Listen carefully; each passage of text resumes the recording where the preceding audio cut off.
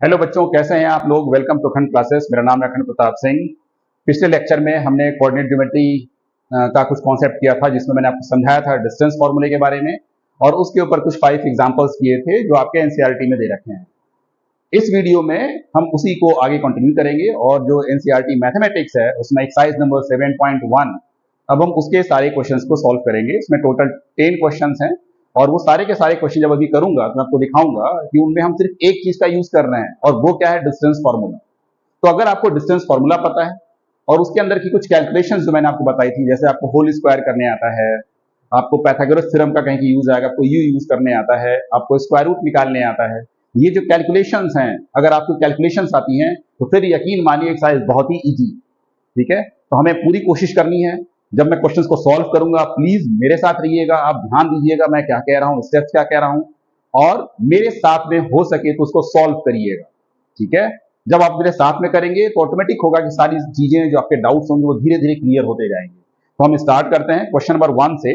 ये तो जो क्वेश्चन नंबर 1 है ये सीधे डिस्टेंस फॉर्मूले के ऊपर ही है। तो यहां पे 2 पॉइंट्स दे रखे हैं। पहला पॉइंट है 2, 3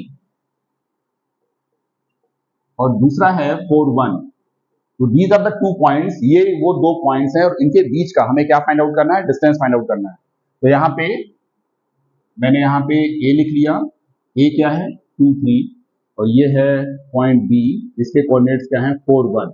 जो फॉर्मूला मैंने आपको डिस्टेंस फॉर्मूला बताया है, तो डिस्टेंस फॉर्मूला जो मैंने आपको बताया है वो ये बताया है कि अगर A B is the distance, तो डिस्टेंस फॉर्मूला है x1 minus x2 whole square plus y2 minus y1 whole square. बस इसी फॉर्मूले को यूज करना है। अब ये जो क्वेश्चन है इसमें जो पहला पॉइंट है इसको मैं मान लेता हूं x1 y1, और ये दूसरा पॉइंट b है इसे हम मान लेते हैं x2 y2। ओके, अब यहाँ पे जो डिस्टेंस ए बी हमें फाइंड आउट करनी है, तो सबसे पहले मैं फॉर्मूला लिखूंगा यहाँ पे x1 minus x2 whole square plus y2 minus y1 whole square. जैसा आपको पिछले वीडियो बता रखा है मैंने, हम इसे भी x1 y1 मान सकते हैं, इसको भी x1 y1 मान सकते हैं। अगर इसको x1 y1 मानेंगे तो इसको हम क्या मानेंगे, x2 y2। डिफरेंस करते समय हम किसी को पहले और किसी को बाद में ले सकते हैं, क्योंकि यहाँ पे हम क्या कर रहे हैं, होल स्क्वायर कर रहे हैं। इस चीज को समझेंगे।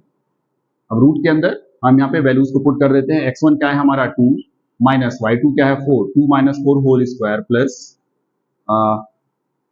y2 क्या है हमारा 1, 1 माइनस 3 होल स्क्वायर। तो यहाँ पे स्क्वायर रूट के अंदर 2 माइनस 4 कितना हो गया, -2, -2 का स्क्वायर प्लस 1 माइनस 3 कितना होता है, -2 इसका स्क्वायर।